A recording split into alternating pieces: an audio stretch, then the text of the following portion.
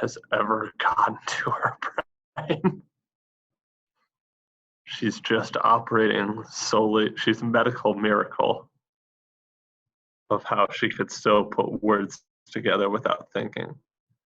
Put that giant phone away, because I know no one wants to talk to you. All right, so here's what we're gonna do. First of all, I was super impressed with the effort on the homework. I'm gonna be returning some to you in just a few minutes, probably by the end of this class, at the very latest by the end of the day, but only like 3 or 4 people were incomplete. If we can get to just that every day, that'll be really, really great, guys. Other than that, I wanted to say I'm doing something that was actually Miss Pyre's idea, because she's real clever, to help organize your work. Could everyone go to their formative right now? Just go to it. So you should see that you've been added to another class that's just called 8th grade TA. Give me a thumbs up if you see that. You've been added to a class that's called like SBC1 8th grade TA. Prince, you haven't. You might need to refresh the page. So if you refresh the page, it'll say you've been added to it. When you do that, from here on out, all of our assignments are just going to be posted in 8th grade TA. That way there's not going to be any confusion about it. I'm also probably going to post it a week at a time. I don't want it to be necessarily like Miss Pyre's classes, where you try to work ahead on it. I don't want you to work ahead. If I think that that's happening, then I will just post it a day at a time. Other than that, those are my 2 big things. So if everyone could turn to the 424 right now, we are going to learn about parents, children, and music in a very, very interesting thing that happened in the 90s. So there was this big controversy, because there was some violence that was done, and a kid credited his listening to this rock band, Judas Priest, as inciting him to violence. So all of these senators and all of these congressmen got together, and there was this hearing to talk about sort of music and its effect on people. That's what we're going to learn about today. This was called the MPRC, the Music Parents Research Council. I'm going to share my screen. We're going to read about it a little bit. The first people that we're going to hear from are Tipper Gore, who is the wife of Vice President Al Gore. And then we're going to hear from John Denver, who was a musician. But basically, the thought behind all of this was that if music is bad, if there's a bad influence in music, then kids will go astray.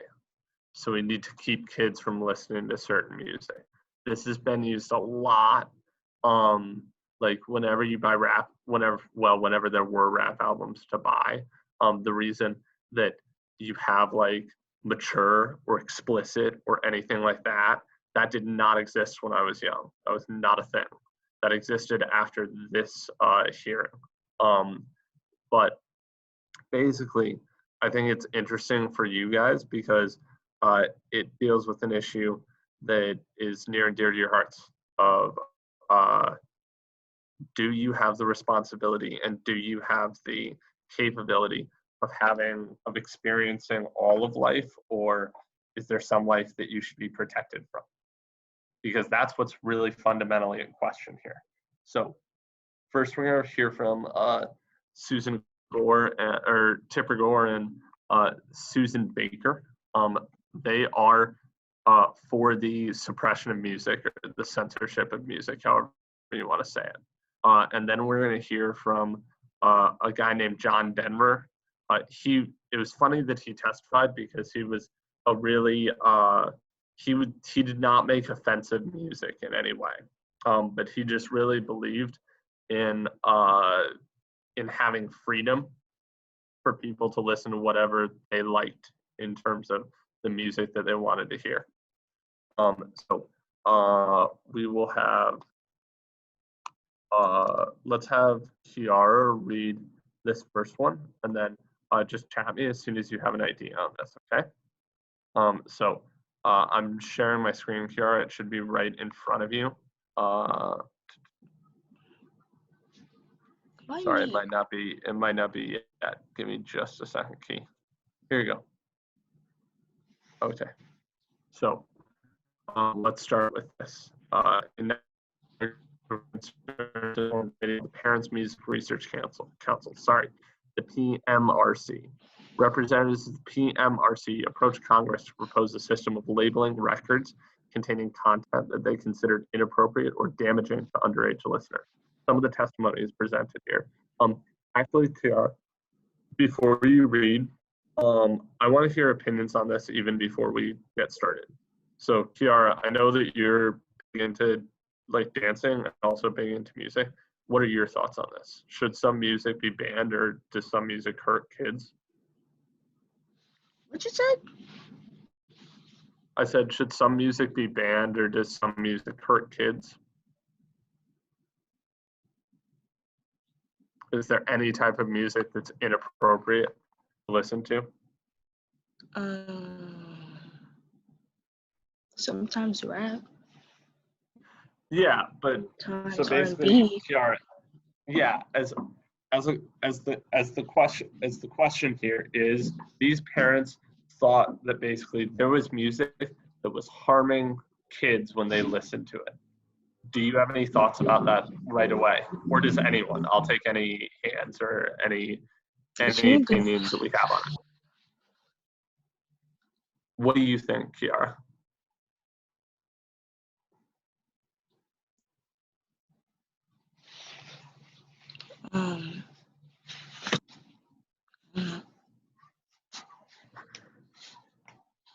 All right, I'll let you collect your thoughts. We'll go to Olivia first. Olivia, what's up?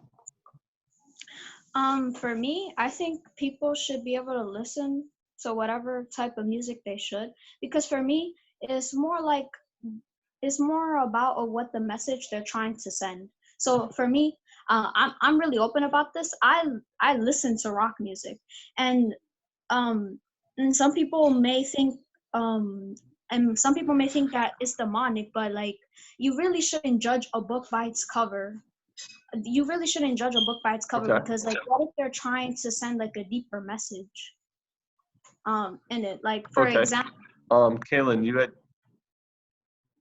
Olivia. I'll go to your example in a second, but Kaylin had her hand up, and then Angelique had her hand up. I just want initial opinions on this. So Kaylin, go ahead, dear. What do you think about this whole thought? Wait, so your question was, do you think that there are music that what? Yeah, there's some type of music that's like naturally harmful to kids or inappropriate.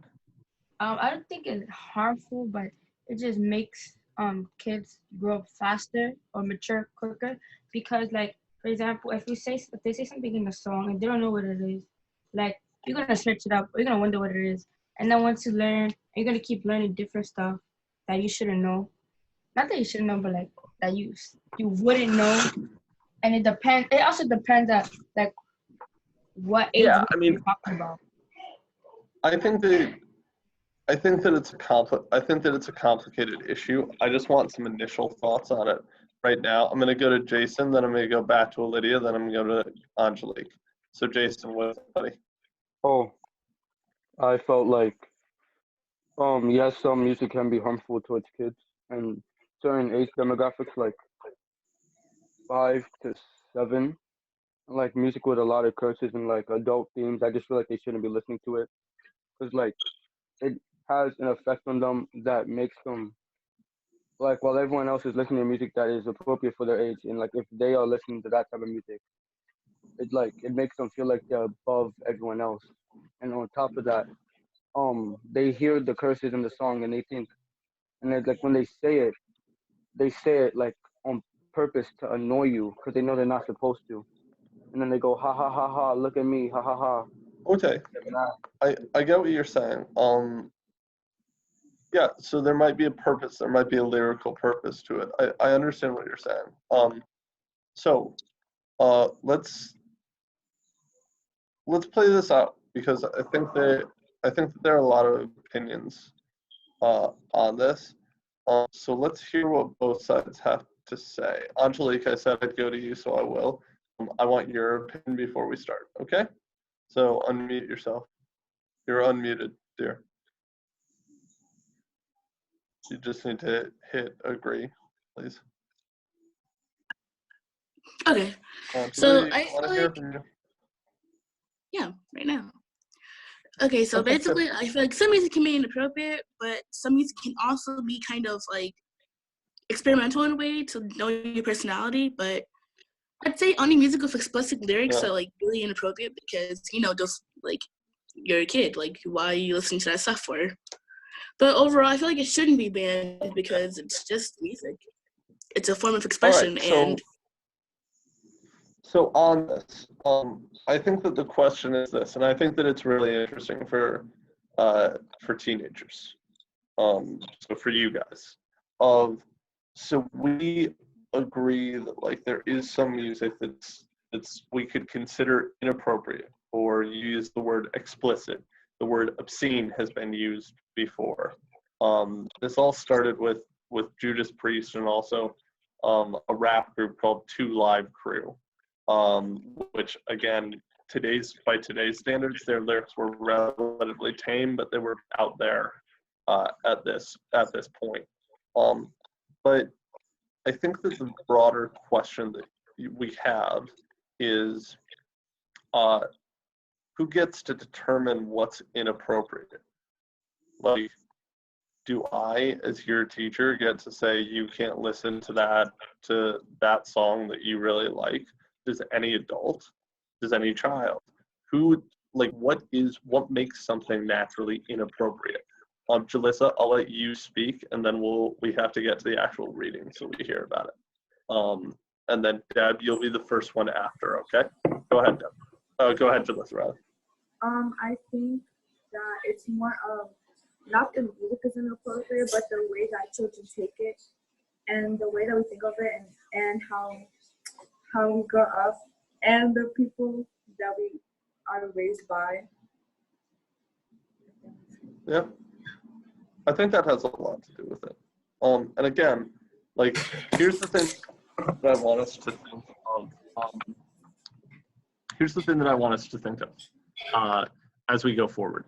First of all, I don't want us to think, like, obviously, I don't want anyone telling me the kind of music that I should listen to. That's super annoying. I feel like I'm grown. I can listen to stuff, and I know that y'all feel that way too most of the time. So that could be annoying. But also, I want us to attribute to both sides because I think this is something that's not emphasized enough, especially in our culture of debate, that both sides have good intentions on this. Like the Parents Music Research Council responded to this because there was this threat of violence and they were worried about music and they were worried about their kids. And these musicians responded to it because they were worried about censorship. So I don't want you to think like one side's good and one side's bad, because I think we get into that too easily, especially with like politics. I want you to perceive this as everyone operating from the best of intentions, but having a fundamental disagreement. And we'll learn what that fundamental disagreement is. But let's have readers to start. I said that Kiara would start reading on the Susan Baker and Tipper Gore one, so I will still have her start reading. Go ahead, Key. Mrs. Baker, the Parent Music Resource Center was organized in May of this year by mothers of young children who was very concerned by growth trend in music toward lyrics that are inappropriate in nature. Our primary purpose is to educate and inform parents about this alarming trend, as well as to ask the industry to exercise self-restraint. It is no secret that today's rock music is very important input in adolescents and teenagers' lives. It always has been, and we don't question their right to have their own music. We think that it is important. They use it to identify and give expression to their feeling, their problems, their joy, their sorrow, love, and values. It wakes them up in the morning and it is in the background as they get dressed for school. It is played on the bus. It's listened at. Are we still there? Did it No, fade sorry. away? Sorry. I'm gonna wait. Like, Oh, did it go away? yes, sir. Okay, hold on just a second. Yeah, here it is. We're on third paragraph. yeah, I got you. It is listened to the cafeteria during lunch. It is played as they do their homework. They even watch it on MTV now. It is danced at parties and puts them to sleep at night. Let me keep on going. Yeah, because no one's given me an idea yet, so let's keep on going. 4. Because anything we are exposed to that much has some influence on us, we believe that the music industry has a special responsibility as the message of songs goes from the suggestive to the blatantly explicit. Our children are faced with so many choices today. What is available to them, though the media is historically unique? The Robert Johnson study on teen environment states that young people themselves often feel that they have one too many choices to make, too few structured means for arriving at decisions, and 3, too little help to get there. Keep on going. Can I stop? Stop for a second. What's the argument that's being made here, Kiara? What is this Parents Music Research Center saying that they want the music industry? Yeah, asking you. Oh, she's asking me. I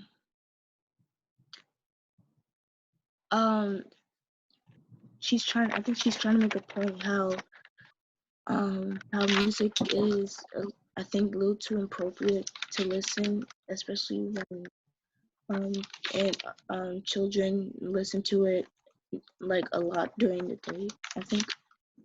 Yeah, I'm launching a poll right now.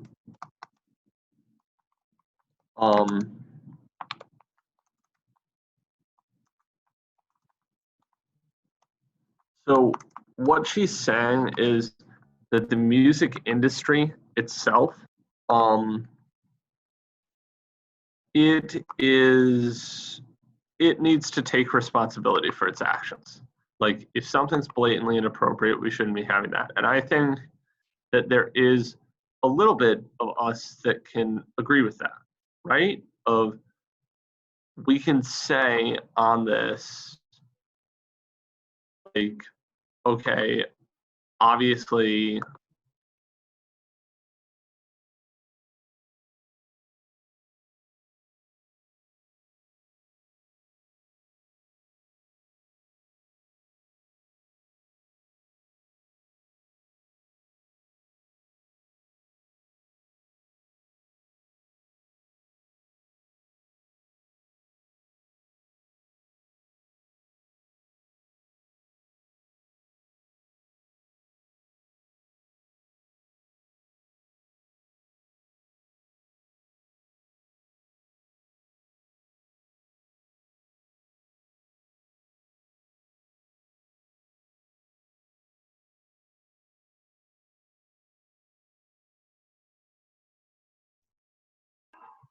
sorry about that. Okay, Sorry about that, guys. Okay. Yeah, I'm back. have here is, do you agree that the music industry has a responsibility to protect children from inappropriate music? So we've done it for about a minute, and I have like 16 or 17 people saying absolutely not. That's not the responsibility. Stefan, do you want to explain that position to me? What does that mean? I'll say no, because it's not the responsibility of the music industry to be censoring the music that we hear. And we make the choice in the inappropriate music. Okay, so you're saying that basically there's a level of inappropriateness, but there's also a level of personal responsibility. It's not all about someone telling you what you can and cannot listen to. All right, I think that's interesting. Let's keep going with it. So let's go with Mrs. Gore. I'll just finish Mrs. Baker. We believe something can be done, and Tipper Gore will discuss the possible solution. Thank you, Mrs. Gore. Thank you. Who wants to be Mrs. Gore for this? A truly horrendous prospect. Yeah, Ira, what's up? Can I read? Okay. Thank you. We are asking the recording industry to voluntarily assist parents who are concerned by placing a warning label on music products inappropriate for younger children due to inappropriate content. The Parents in Music Resource Center originally proposed a categorical rating system for explicit materials. After many discussions with the recording industry, we recognize some of the logistical and economic problems and have adjusted our original suggestion accordingly. We now propose one generic warning label to inform consumers in the marketplace about lyrical content. The label would apply to all music. Do I continue reading? But Kyra, what's the solution so far? For the music industry to to have a warning label saying that this music has inappropriate content. Has inappropriate language, yeah. Now do I read? Yeah. Okay, we have asked the record companies to voluntarily label their own products and assume responsibility for making those adjustments. We asked the record industry to appoint a one-time panel to recommend uniform set of criteria which could serve as a policy guide for the individual companies. Those individual recording companies would then in good faith agree to adhere to this standard and make decisions internally about which record should be labeled according to the industry criteria. We have also asked that lyrics for labeled music products be available to the consumer before purchase in the marketplace. Now, it is important to clearly state what our proposal is not. A voluntary labeling is not censorship. Censorship implies restricting access or suppressing content. This proposal does neither. Moreover, it involves no government action. Voluntary labeling is in no way interfering in, what does that say? So, hold on. Why the heck does Mrs. Gore, Kaylin, why does Mrs. Gore make a specific point of saying this is not censorship? Why does she say that? Hold on. You're muted. Can you unmute on that?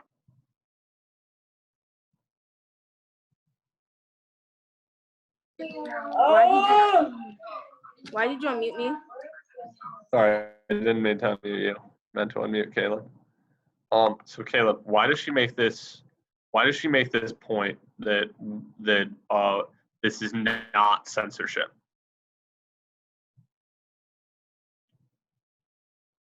I don't know what's happening. It says you should be unmuted right now. Huh. All right. Angelique, why does she make this point? Let's see if I can unmute you. Yep. Okay, so she makes this point because she wants to say to everyone like that we made an effort to try to censor it and to try to make our point across to them. Yeah, so this isn't censorship. This is voluntary. Again, that's what they're trying to say. Now, again, the only problem with that is it doesn't address the actual issues at hand. One of which is that who gets to decide what's explicit? If I just don't like rap music in general, I'm going to say everything in rap is explicit because I want their album sales to go down, or I want artists to get paid less, or whatever. And also, why should some music? What is the connection between inappropriate music and inappropriate action? Like, I listen to a lot of stuff with lyrics of things that I would never do. And I'm sure if you listen to most rap, if you listen to most rock, they're all about things that you would never in a million years do yourself.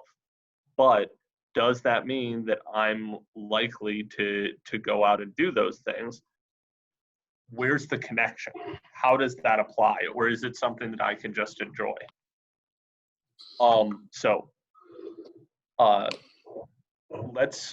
Let's continue to read.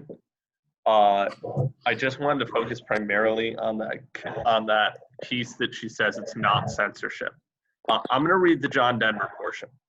What I want us to think as I read this is, what is John Denver's main point, and does it address Miss Gores? Who do you agree with more at the end of it? So I'm reading it now. I'm here to address the issue of possible rating system in the recording industry, labeling records where excesses of inappropriate content are included in the lyrics. These hearings have been called to determine whether or not the government should intervene to enforce this practice. Mr. Chairman, this would approach censorship. It may be very clear that I'm strongly opposed to censorship of any kind in our society or anywhere else in the world. I have had encounters with this sort of censorship. My song, Rocky Mountain High, was banned from many radio stations. This was obviously done by people who had never seen or been to the Rocky Mountains and also had never experienced the elation, celebration of life, or the joy in living that one feels when he observes something as wondrous as the Perseids meteor shower on a moonless, cloudless night, when there are so many stars that you have a shadow from starlight, and you are out camping with your friends, your best friends, and introducing them to one of nature's most spectacular light shows for the very first time. Obviously, I mean, clearly what the censorship was there was they thought he was talking about getting high. Obviously, clear case of misinterpretation. Mr. Chairman, what assurance have I that any national panel to review my music would make any better judgment? Discipline and self-restraint when practiced by an individual, a family, or a company is an effective way to deal with the issue. The same thing when forced on a people by the government, or worse, by a self-appointed watchdog of public morals, is suppression and will not be tolerated by a democratic society. Mr. Chairman, the suppression of the people of a society begins in my mind with the censorship of the written or spoken word. It was so in Nazi Germany. It is so in many places where those in power are afraid of consequences and educated are afraid of consequences of an informed and educated people. In a mature, incredibly diverse society such as ours, the access to all perspectives on an issue becomes more and more important. Those things which in our experience are undesirable generally prove to be unfurthering and sooner or later become boring. That process cannot and should not be stifled. On the other hand, that which is denied becomes that which is most interesting. That which is hidden, that which is denied becomes that which is most desired. And that which is hidden becomes what is most interesting. Consequently, a great deal of time and energy is spent trying to get at what is being kept from you. Our children, our people, our society, and the world cannot afford this waste. It was my pleasure to meet with radio programmers and broadcasters from all over the country this past week in Dallas. They expressed their concern about this issue and the direction in which it seemed to be going. They also expressed their willingness to practice the discipline and self-restraint that I mentioned earlier, especially when they were given directions by listeners. I believe this to be true because they are in the business to please their listening audience. I would like to acknowledge the PMRC for bringing this issue to the attention of not only our industry, but our government and our people. It is obvious that we are dealing with a real problem which warrants our concern. I would like to point out, however, that we address ourselves not to the problem, but to the symptoms. I suggest that explicit lyrics and graphic videos are not so far removed from what's seen on television every day and night, whether it be on soap operas or on the news. In my experience, sir, all over the world, one of the most interesting things about the music that young people are listening to is it gives us as adults a very clear insight as to what is going on in their minds. We can know what they are thinking by listening to the music that they surround themselves with. They do not see things getting better economically. They do not see things getting better for the small businessman, for the small farmer. They do not see a future for themselves. We can turn this around, sir. We can address the reality of the problem and not deal with just the symptoms and create not only a better world for our children, but for ourselves and for all of humanity. So what Mr. Denver is saying there, what is he saying? He makes a lot of points there. It's a very complicated speech that he gives there. What is Mr. Denver actually saying about censorship, about suppression, about the music that we listen to, and about what we learn about it? Yeah, what do you think? Olivia, go ahead, dear. So what I think, well, the first point that he makes is that music, well, most music that they say that should be marked as explicit or mature content, most people are like interpreting that wrongly. So they think it's about another thing, but it's actually about this thing. For example, the Rocky Mountain High case, and then yeah.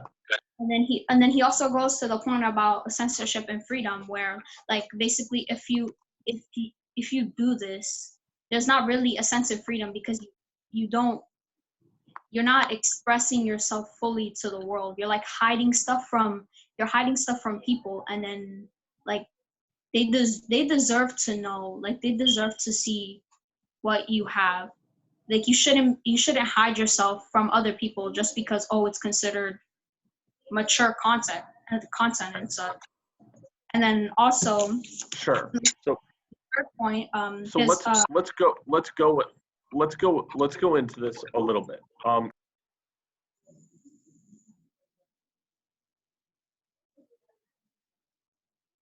Mr. Erda, you're mute. You will have the homework that's listed, but I want to hear your opinions on this, and I want to go through this a second. So can we all agree just by a thumbs up or thumbs down?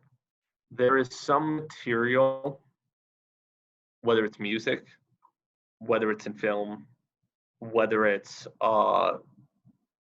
anything that you experience, there's some material that is naturally inappropriate and that you should most likely not be exposed to, or that you should definitely not seek out. Can we agree on that basic premise? I will provide an extreme example in order to on this. It will be an example of activity, and again, I will preface it by saying this is extreme. Obviously, with let's think of, we can go one of two ways of either hardcore pornography or drug use. They are things that you should certainly not seek out, as they can be harmful to you and your development or to your life. I think we can all agree on that. But that said, and to your interactions with people and into the interactions with yourself. But that said, What is the problem with what the Parents Music Research Center is saying? What do you think, Lou? Are there certain musics that you shouldn't be allowed to listen to on this? Come to me. Yeah. I want to hear your opinion.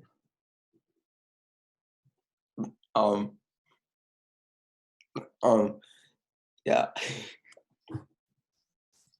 Yeah, there's some stuff that you shouldn't be like listening to. But like you should, so not that you shouldn't be listening to, but that you shouldn't be allowed to listen to. I mean, there's some like inappropriate like songs out there, but all you gotta do is go to the clean version and that's it. Okay. But do you think that listening to these inappropriate songs provides a harm to you? Does it make you a worse person if you listen to rap with a lot of curse words in it? What do you think? Do you think it actually harms you?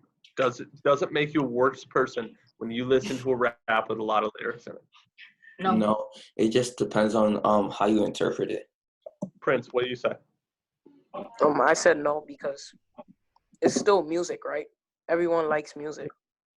Word. So you can't characterize someone because of what they want. Yeah, I mean, and I think that there's something to say here. Kaylin, you're finally unmuted. Thank God. Go ahead. I want to hear your opinions on this because I'm sure you got some interesting thoughts. So I think no, it doesn't make you any like anything. Because sometimes people listen to music. Like there's sometimes just people just listen to the music because they like the beat or because they want to dance or just because they will, I don't know, like the message. But like if you're listening to something that's like you shouldn't be listening to, I don't think it makes you like any more of a bad person or anything. Because at the end of the day, because you like, for example, let's say they talk about shooting, doesn't mean you're gonna go outside and go shoot somebody, right? Okay, so Kaylin, I'm gonna just push you. I'm gonna push you a little on this because I think it's interesting and I think you're raising a lot of good points. Because what you're basically saying is just because you hear something doesn't mean that you're gonna do it. You still have choice, right? You still have agency in the matter. Now, for example, I will say that in a lot of rap at this point, there is at least one or more use of the racial epithet, the N-word.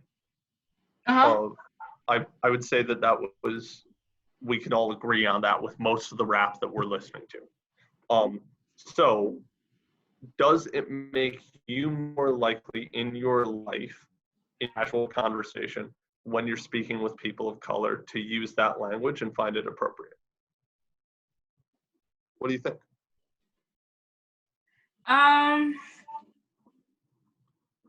No and yes, because like for example, when you're singing a song, you're just singing it because it's the lyrics. But like sometimes you don't even realize what you're saying because you're just so used to hearing those words in different songs. So every time you say it, it's just normal. And then like when you're speaking in a conversation, yes, there may be like some people who just like can't turn off like the music that they hear because it's in their head and the words and the vocabulary is in their head. So they might say so yeah and no. Yeah. So I think it's a harder one. Like it's very easy with there's certain college students where it's like they've been disciplined, where it's like a white college in Texas who were loudly singing a song that featured the N-word and saying the N-word. Obviously, we can all agree like that's not the right thing to do, and they should be disciplined for it. But that said, I think that it's interesting because I'm more of the opinion that this is a rights and responsibilities thing. Yeah. I think you should have the right to listen to whatever your heart desires at any time. I think that should be part of your right, that you get to experience life and that life is left relatively open to you. However, with this, I think this is why I wanted to spend this much time talking about it today. You're all growing up. You all have a heck of a lot of time on your hands that you're not in school at this point because of this remote learning jazz. It is your responsibility to be selective in what you encounter in life. And also, it's your responsibility to decide how those things are going to affect you. So even if there are raps that you particularly like that feature the N-word explicitly or feature a lot of cursing, every time that you curse, that's your choice. That's your responsibility. Every time you use a racial epithet, that's your responsibility. That's on you. That's made by you. And I think that this extends outwards towards everything you're going to do in life. That we have to live in a society where we have access through the internet to everything. Anything that's horrible and everything that's great is at our fingertips at all times. So we have to make a decision always to choose what comes before us. I would caution you and I would advise you to be careful in what you put before your eyes and what you put before yourself. And I said Deborah would get to speak at the end, and I still will let her. So Deborah, do you have any closing that you want to say, dear? No. Okay, you just, Jason, you have your hand up. Go ahead, Jason. Yes. Anything to say? I was gonna say I don't believe in the use of the N-word at all. Like in general, like not just in song, because like people don't understand where that came from, and they're using it like, and people just saying it just to say it, cause like I'm a human too, I could say whatever I want. Like all these white people, not to be racist, but like on social media, there are these white girls that'll be like, fine. I want to hear your thoughts on it. Like they just don't care, and I'm like, that's not right. And like no one should be using the word in general, because if it was the word used to keep people down, then we shouldn't use it. We don't hear people in songs saying cracker all the time, and that's why nobody says it anymore. Yeah, everyone hears the N-word, so we're like, oh, it's fine to use. Yeah, so I do think that it casualizes it. I agree. I think it makes it more casual. I think it makes it, every time we hear something happening, it desensitizes us to the shock of it. If I were to hear in casual conversation someone saying that word, I would tell them where to go. But if I hear it in rap, like it's part of the expected parlance of the medium, so I'm not necessarily offended by it. Why is that different? So Deb, you had your hand up and you were saying, you were shaking your head, so tell me about it. Every race has their own word, or we call every race. So like black people, they call us, wait, am I allowed to say the word? Do I just say the N-word? Just say the N-word. Black people, they call us niggas. White people, they call them albinos, and I think they call Hispanics like dots. No offense. But like so you can't say that just black people, that you can't use the N-word for black people as niggas, because they call every race their own word, even though it's disrespectful, but they call every race their own word. And I have another question. Aren't we supposed to be on break right now? Yeah, if you want to go on break, that's fine. I'm finding the conversation interesting. If you want to go on it, that's totally fine. You can leave. Yeah, I mean, I find it interesting what Jason said in terms of learning about the historical context, because really that word was not invented by African populations. The word comes from a European already diminution of Africans. So it's not something like, there has been an effort to reclaim the word as something that is particularly an African American possession. But at its essence, Jason is right that a lot of people are ignorant of the historical context of it. Yeah, Lydia, what's up? For me, I kind of view this as like if they're gonna censor like some music, why don't they just go ahead and censor everything else? Because like you see all these bad things happening in the news every single day. Oh, why don't you just censor that? Oh no, it's because of the news. So it's because it's the news and people deserve to know this. So why shouldn't people be allowed to like listen to what they want to? Because like I said, some music have messages, and so for me, I just feel like parents aren't fulfilling their role. If you want your child to not listen to that, then tell them. Like, don't go and sue the music company and be like, oh, my child did this because of this. Be like, no, you're the parent, you take responsibility. Don't go suing the music business. Or you're the child, or you're the teenager of. I think it's all of our abilities to listen to things and then to react appropriately. I don't know, but exactly, yeah, I mean, not. if you don't want to have, yeah, Kaylin, you got something to say, or you just need to lower your hand? Do you have something to say, or are you just trying out for Mortal Kombat? What's happening? The game. Okay. So I agree with Lydia because when she said that like there's adults or like parents who like they complain about the artists and stuff. So I don't know if you know whatever. So obviously Cardi B has a lot of curses in her songs and stuff. Obviously, yes. And like some parents or whatever were complaining, and like she told them, it's on Instagram. She told them like it's not her responsibility to like nobody's telling their kids to listen to her, and it's not her responsibility to censor her music, and like she's not their parent. So I agree with like what Lydia was saying, how if you don't want your kids listening to a certain thing, you should make it clear, and you shouldn't want a person to like clear their music because you don't want that. Like it's just, I don't think it works like that. And yeah. Also when Lydia was talking about, there's this great, I just want to make one point, Kayla, and then I'll let you go on, of like, there's this great thought that came from a court case very long time ago, like 1900s, where basically it was trying to determine what the nature of obscenity was, something being obscene or explicit or mature. And the judge's response was obscenity is something dirty, you know it when you see it. I'm listening. So some people could interpret this as dirty, and some people could not. Mr. So, Ernie, fix your internet.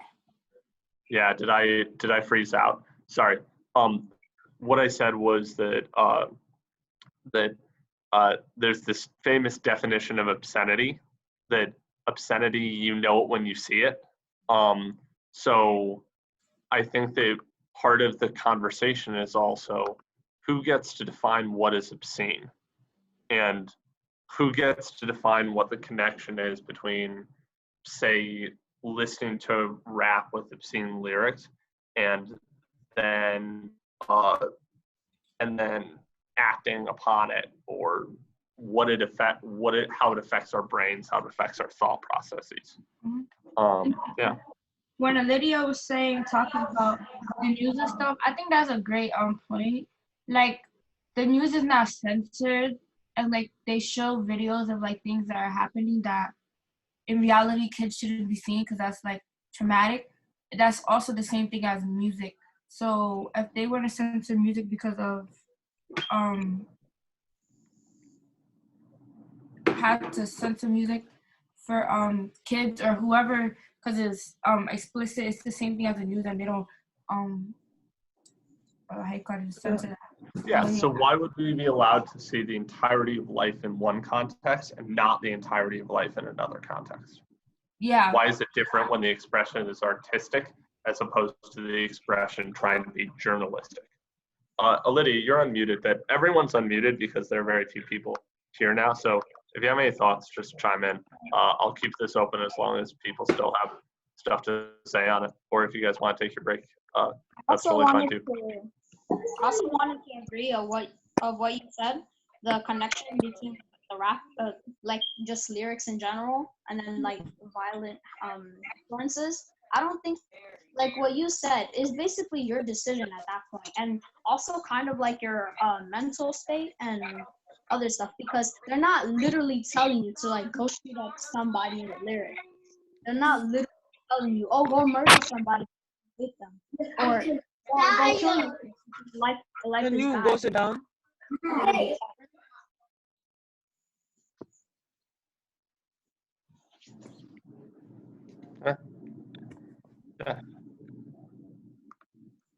Yeah.